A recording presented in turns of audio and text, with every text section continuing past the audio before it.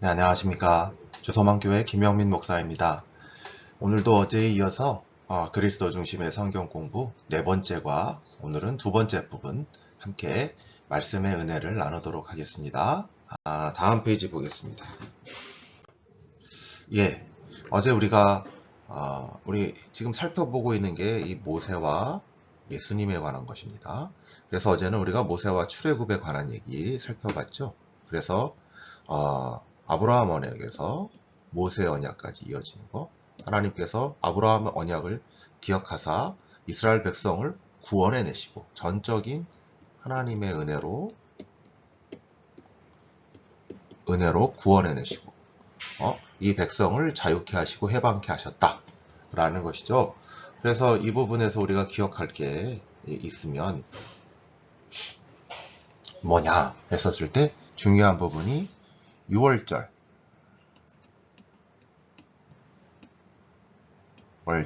어린 양의 피로 이렇게 하게 되었다라는 부분입니다. 근데 이제 이 6월절 어린 양의 피로 하나님의 심판을 피하고 출애굽했던 이스라엘 백성, 이제 이 부분을 살펴봤는데, 그리고 그들에게 시내산에 가서 하나님의 율법을 받고 계명을 받고 소명을 받는데, 이게 제사장의 나라죠. 사장의 나라로 소명을 받는 장면, 이 장면을 살펴보았습니다. 근데 이 모든 모습이 누구하고 연결되어 있냐면 예수님과 연결되어 있다라는 부분이죠. 우리가 이제 이 예수님에 대해서 살펴볼 텐데, 오늘 이 예수님이 세상 죄를 지고 가시는 하나님의 어린 양이다. 예수 그리스도의 그 십자가의 보혈의 피로 인하여 모든 죄가 대속받고 모든 죄가 깨끗하게 용서받고 우리의 현재, 과거, 현재, 미래의 모든 죄가 주 앞에 다 깨끗하게 되었다. 그리고 이 예수 그리스도의 십자가의 그 죽음과 부활의 능력으로 우리는 하나님 나라에 들어가게 되었다. 우리는 죄와 사망에서 자유하게 됐고 해방되었고 구원받게 되었고 하나님의 나라로 들어가게 되었다. 라는 것이 오늘 우리가 살펴볼 부분입니다. 다음 페이지 넘어가겠습니다. 첫 번째 문제. 세례 요한은 예수님을 보고 보라 세상 죄를 지고 가는 하나님의 어린 양이로다 라고 하였다. 또한 예수님은 6월절 만찬 곧 최후의 만찬에서 6월절의 잔을 죄사함을 흘리는 언약의 피라고 하였다. 칼빈은 이를 6월절 만찬에서 성찬을 제정하신 것이며 자신의 십자가의 죽음을 통해서 영생으로 들어가는 것, 부활의 소망으로 인도하고 있다고 하였다. 이 아래의 말씀과 요리문답을 통하여 예수님의 6월절 어린 양의 구원을 출애굽 사건을 통하여 비슷한 점을 연결하고 확대되어 성취되는 점을 그려보자 라고 말씀을 하고 있습니다. 한번 보겠어요. 우리가 세례 요한은 하나님의 어린 양, 그리고 죄 사함을 흘리는 언약의 피라고 요 두 가지 포인트가 있죠. 근데 이 점이 뭐하고 비슷하냐 하면 6월절 어린 양 대신 출애굽 사건과 비슷하다라고 해왔습니다. 다음 페이지 보겠습니다. 마태복음 26장 26절에서부터 28절. 이게 이 사건이 무슨 사건이죠? 이게 성만찬 첫 번째 성만찬이고 최후의 만찬이라 불리는 잔이고, 이건 첫 번째 성찬이죠. 첫 번째 성찬의 제전. 근데 여기서 포인트는 언약의 피라는 것입니다. 언약의 피. 예. 지금 예수님 뭐 하시냐? 예수 그리스도의 십자가의 피는 언약의 피다. 그럼 누구하고 누구와의 언약이냐? 하나님과 예수. 근데 이 예수님은 삼위의 하나님으로서가 아니라 사람의 대표로서, 사람의 아들로서의 대표자로서의 예수님입니다. 그래서 이 예수 안에 속하 있는 모든 자들이 이 언약의 피로 인하여 하나님의 그 은혜의 자리, 하나님 나라에 들어갈 수 있게 되는 것이죠. 요걸 얘기하는 거고요. 다음 지우고 보겠습니다. 고린도전서 10장 1절에서부터 4절은 이건 출애굽 사건을 이 예수님의 이 세례와 연결시키는 겁니다. 제가 한번 읽어보겠습니다. 형제들아 너희가 알지 못하기를 내가 원하지 않으니 우리 조상들이 다 구름 아래 있고 바다 가운데를 지나며 이게 뭐냐면 출애굽입니다. 이게 출애굽이고요. 모세에게 속하여 다 구름과 바다에서 세례를 받고 다 같이 신령한 식물을 먹으며 다 같이 신령한 음식을 먹으니 저는 신령한 반석으로부터 마셨으며 이 반석은 곧 그리스도다. 이 모든 것, 이 출애굽의 모든 것들이 누구를 가리키고 있느냐? 예수님을 가리키고 있다라는 것입니다.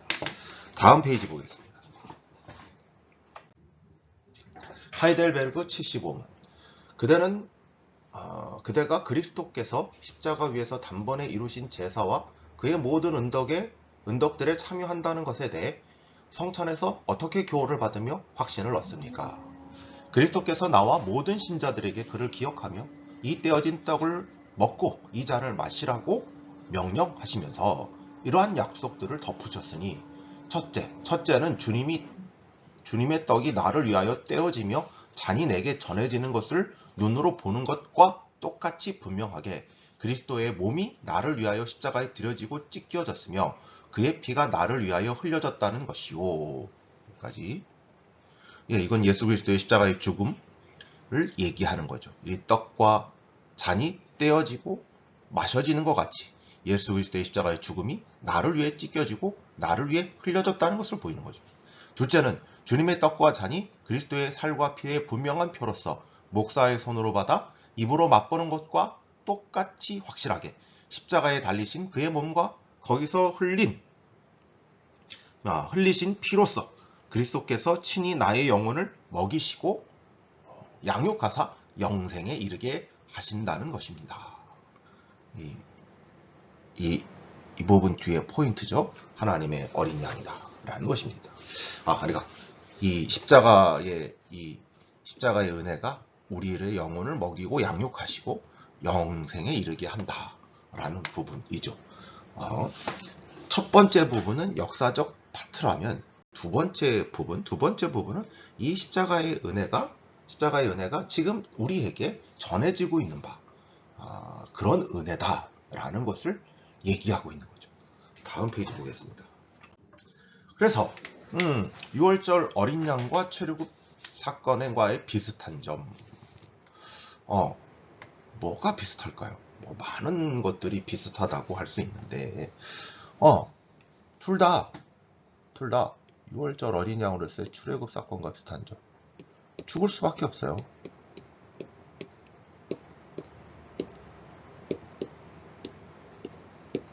죽을 수밖에 없어요. 우리가 죽어야 돼요. 우리가 죽어야 돼요. 죄의 삭은 사망이기 때문에 우리가 죽어야 돼요.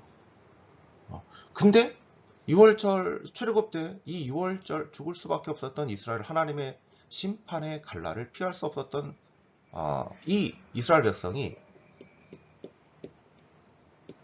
6월절 어린 양의 피가 발라지면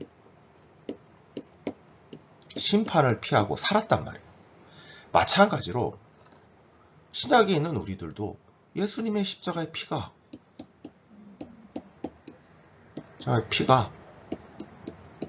흘려짐으로 그 피를 믿음으로 우리가 주 앞에서 심판의 칼날, 그 십자가의 피가 우리에게 부어짐으로 우리의 모든 죄를 정케하고 대속하여 이 출애굽의 출애굽 어린 양의 피가 발라졌던 집에 하나님의 심판의 칼날이 피했던 것처럼 우리도 온전히 하나님의 심판의 칼날을 피하고 오히려 의롭다 하심을 얻고 용서함을 받는다 라는 것이 비슷하죠. 어떤 점에서 비슷하냐면 다시 한번 말씀드리지만 대속을 받는다 라는 점이 비슷합니다. 좀 지우고요. 근데 또 하나님의 구원을 한번 생각해 보죠. 그러니까 6월절 어린 양의 피로서 출애굽했죠. 그래서 6월절 유월절 어린 양의 유월절 양의 피로 이들이 애굽에서 해방되었어요. 해방되어서 가나안 땅으로 들어가게 돼요. 마찬가지죠. 우리가 예수님의 십자가의 피로 죄와 사망에서 해방되었어요. 네. 로마서 8장 1절은 죄와 사망의 법에서 해방되었다 라고 말씀을 하고 있어요. 그래서 어디로 가냐? 우리도 하나님의 나라로 갑니다. 아니, 하나님 나라 안에 있고 예수 안에 있으면 하나님 나라 안에 있지만 더 하나님의 나라를 향해서, 완성될 하나님의 나라를 향해서 우리가 들어가게 되고 순례하게 되고 하나님의 은혜로 그 나라 가기까지 인도함을 받게 됩니다. 이런 점이 확대되어 있는 것이죠. 다음 페이지 보겠습니다. 두 번째 문제입니다. 히브리서에서 예수 그리스도는 참된 제사장이고 참된 제물로서 하나님의 성전, 하늘에서 성전에서 영원한 제사를 드렸다고 말씀한다. 모세의 율법에는 제사에 대한 율법을 규정하였다. 예수 그리스도의 십자가의 죽음은 완전한 제사라고 하였다. 예수 그리스도의 십자가의 죽음이 우리 성도들에게 이루어놓은 것을 율법과 비교하면서 한번 말해보자. 맞죠? 지금 이 구약의 율법과 비교하면서 우리에게 무언가를 이루어놨다는 것을 한번 살펴보자는 겁니다. 이것을 위해서 말씀을 보겠습니다. 히브리서 10장 1절에서부터 10절. 네, 이 부분 다 아는 건데 이거는 제사제도를 구약의 제사제도하고 비교를 하는 겁니다. 비교하는 겁니다. 근데 이게 그래서 율법은 좋은 일의 그림자요 찬 현상이 아니므로 해마다 같이 드려요. 그래서 그 제사로는 언제든지 온전케 할 수가 없어요. 그러나 그럼 이 율법의 구약의 제사들이 아무런 의미가 없지 않냐라고 생각할 수 있는데 그렇지 않다는 거예요. 뭐라고요? 해마다 제 죄를 생각나게 하는 거예요. 그리고 이 제사에 중요하다는 제물의 피는 능히 깨끗하게 할 수 없어요. 이거는 누구를 얘기하느냐? 예수 그리스도를 뜻해요. 네, 그러므로 어떻게 한다고요? 예수 그리스도의 십자가가 첫 것을 패하고 네, 여기 나와 있는 것처럼 둘째 것을 세우려 하시는 거예요. 이 첫째 것은 구약이죠. 구약의 제사제도요. 제사예요. 이것을 패하여. 이건 원래 그림자예요. 참 현상이 아니고 다만 어떤 것들을 죄를 생각나게 하는 거. 능히 죄를 없게 할 수도 없어요. 그럼 이건 누굴 것을 두느냐? 둘째 것. 둘째 거가 뭘까요? 예수 그리스도의 몸을 단번에 드림으로 우리를 거룩하게 하는 것. 이게 둘째 거예요. 다음 페이지 보겠습니다. 하나님 히브리서 10장 16절서부터 22절. 이것도 마찬가지 계속 연결되고 있는 부분인데요. 주께서 가라사대 그날 후로는 저희와 세울 언약은 이것이니라. 저희의 법을 마음에 두고 생각에 기록하리라. 예, 지금 이 법은 이제 이게 아니라 우리 마음속에 있는 거예요. 외부에 있지 않아요. 우리 마음속에 있는 거예요. 또 저희의 죄와 그들의 불법을 다시 기억하지 아니하리라. 그것들을 사한즉 다시 제사 드릴 게 없어요. 왜냐하면 영원히 단번뿐인 제사로 우리의 모든 죄, 과거, 현재, 미래 모든 죄가 다 용서받았기 때문이에요. 그래서 이건 완전한 제사예요. 영원한 단번에 드리는 완전한 제사이기 때문에 이게 더 제사를 드릴 필요가 없어요. 그래서 이제 20절 이런 거예요. 그러므로 형제들아 우리가 예수의 피를 힘입어 성소에 들어갈 담력을 얻게 되었습니다.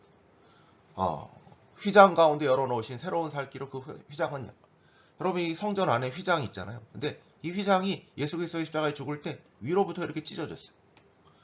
이제 이게 휘장이 필요가 없는 거예요. 이제 하나님께로 갈 수 있는 새로운 길이 열린 거예요. 이 새로운 길은 뭐냐? 예수님이에요. 예수님. 다음 페이지, 다음 문제 보겠습니다.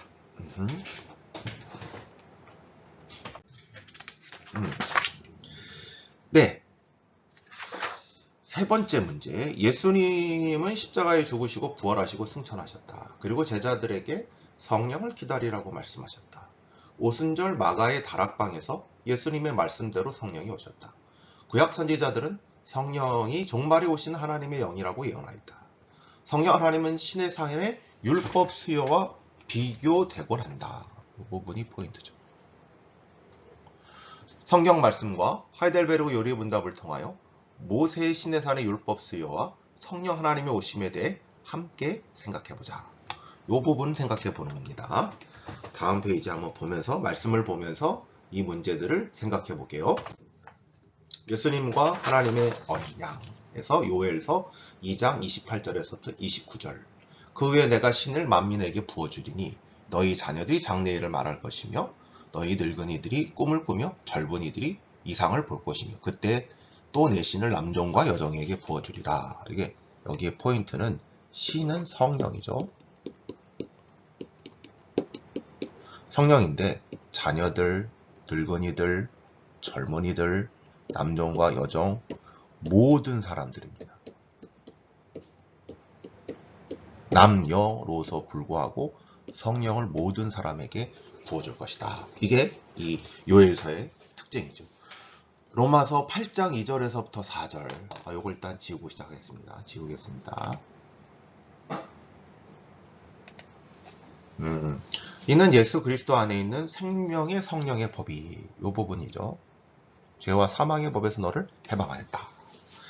율법이 육신으로 말미암아 연약하여 할 수 없는 그것을 하나님이 하시나니고 죄를 인하여 자기 아들을 죄 있는 육신의 모형으로 보내사 육신의 죄를 정하사 육신을 쫓지 않고 그 영을 쫓아 행하는 우리에게 율법의 요구가 이루어지게 하려 하심이니라. 네, 이 부분도 이렇게 뭐하고 비교되냐면 율법하고 성령의 법하고 비교가 되죠. 네. 육신을 쫓지 않고 영을 쫓아 행하는 우리에게 율법의 요구가 이루어지게 하셨다. 네.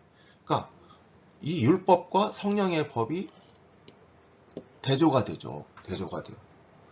율법은 우리를 이렇게 거룩하게 하거나 율법은 율법의 요구를 우리 스스로의 힘으로 그것을 이루어질 수 있게 하지 않습니다. 율법은 우리를 죄의 가두기요 날마다 죄인이라는 것을 생각하기 위해서 주신 것이고 율법으로 말미암아 예수 그리스도께로 인도받는 것입니다.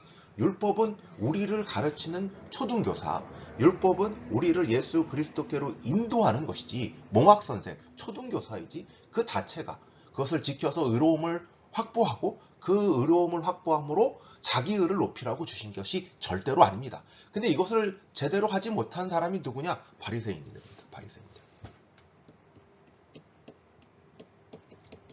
율법을 통해서 자기가 의로워지려고 했다는 거죠. 근데 의로워질 수가 없죠. 그들이 그래서 뭘 했죠? 위선을 떨었습니다. 남들을 정죄했습니다. 정죄했어요. 이 율법은 그런 거라고.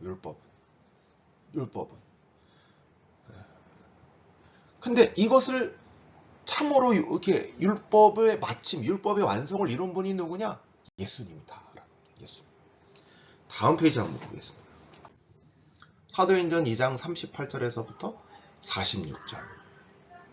이 부분은 이 교회가 생겨나는 부분이죠. 베드로가 가로되 저희가 회개하여 각각 예수 그리스도의 이름으로 세례를 받고 죄사함을 얻으라. 그리하면 뭘 성령으로 받나? 성령을 선물로 받습니다. 성령. 근데 이 성령을 선물로 받으니까 어떤 일이 있었느냐? 그들이 사도의 가르침을 받아 서로 교제하고 떡을 떼며 오로지 기도하기에 힘쓰니라. 사람마다 두려워하는 사도들로 인하여 기사와 표적이 많이 나타내 믿는 사람 다 함께 서로 물건을 통용하고 재산과 소유를 팔아 각 사람의 필요를 따라 나눠주고 날마다 마음을 같이하여 성전 모이기에 힘쓰고 집에서 떡을 떼며 기쁨과 순전한 마음으로 음식을 먹고. 이게 교회 공동체의 모습이죠.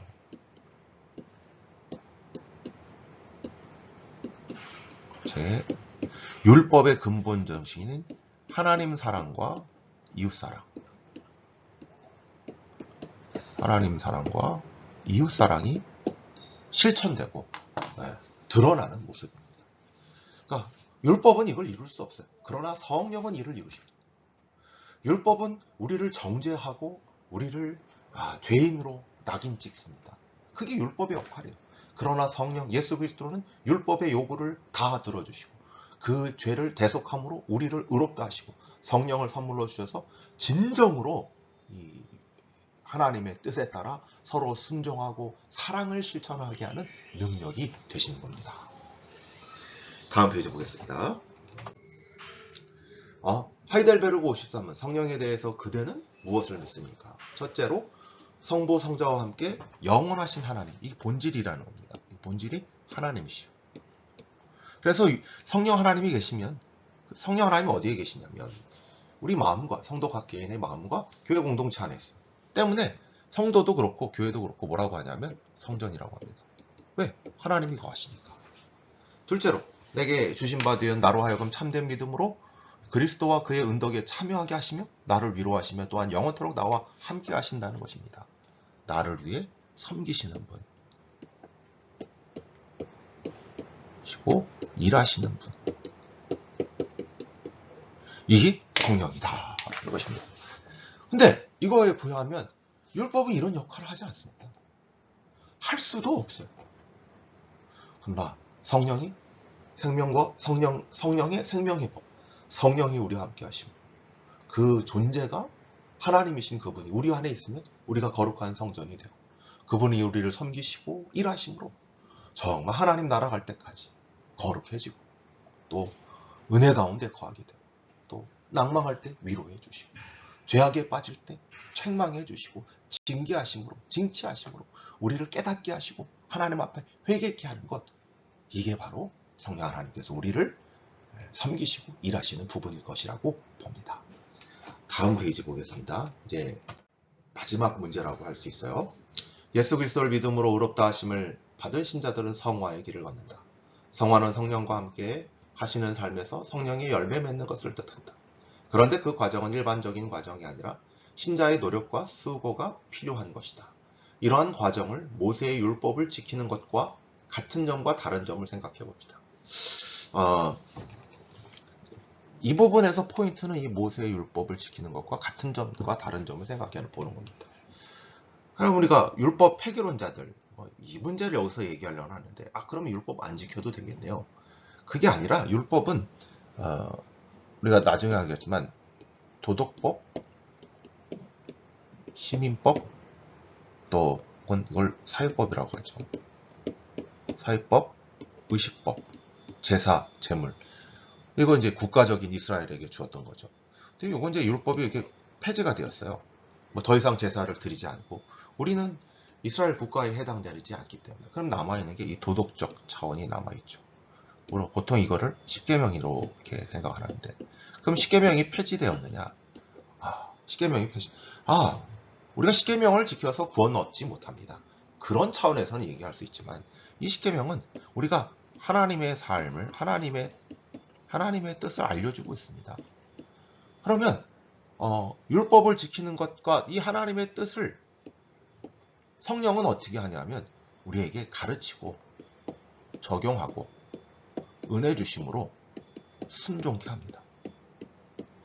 어쩌면 이 순종이란 차원에서 율법을 지키는 것과 모세의 율법을 지키는 바리새인의 그것과 비슷합니다. 비슷해요. 그러나 이거 좀 지우고요.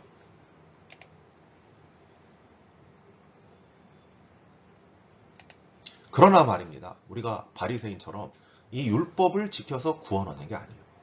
율법을 지켜서 하나님의 공로로 축복받는 게 아닙니다. 우린 이미 다 받았어요. 우린 이미 다 얻었어요. 하나님께서 모든 것을 다 쏟아 부어 주셨어요. 이런 점에서 달라요. 하나님과 거래하지 않습니다.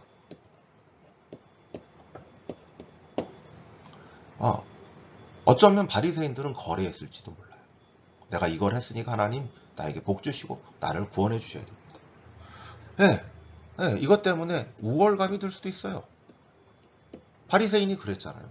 내가 이걸 지켰는데 넌 저걸 못 지켰다. 넌 하나님의 복을 받지 못하고 하나님께 죄를 얻는 자이다. 정죄. 이런 차원이 없어요. 성령께서는. 네, 우리는 순종합니다. 우리는 순종할 뿐입니다. 우리는 순종할 뿐. 예, 바울 같은 거죠. 바울은 늘 뭐라고 했냐면 나이는 죄인 중에 괴수다. 죄인 중에 죄인, 괴수다. 나는 정말 죽을 수밖에 없는 죄인이다. 이런 정말 다른 모습들을 보여주고 있잖아요. 이런 점들이 달라지는 겁니다. 예수 그리스도의 십자가의 은혜로 우리가 아무런 대가 없이 은혜로 전적으로 구원을 받습니다. 그리고 예수 그리스도는 마치 구약의 율법을 주셨던 것처럼 우리에게 성령을 부어주셔서 우리가 이 땅에서 은혜 가운데 하나님의 뜻에 순종하게 하고 하나님의 뜻을 알아가게 하고 순종하게 함으로 의롭다 하신 이를 정말 거룩하게 하는 성화의 삶을 살게 되는 것입니다. 이처럼 우리 모든 주소망교회 믿음의 동역자님들이 그리고 또 방송으로 함께하는 방송 가족들이 이런 예수 그리스도의 십자가의 보혈의 은혜로 깨끗해지고 성령을 받음으로 날마다 거룩을 향하여 나아가시는 성화의 삶을 사시기를 주님의 이름으로 축원하고 부탁을 드리겠습니다. 오늘 함께해 주셔서 감사하고요. 또 다음 시간에 5과로 찾아뵙겠습니다. 감사합니다.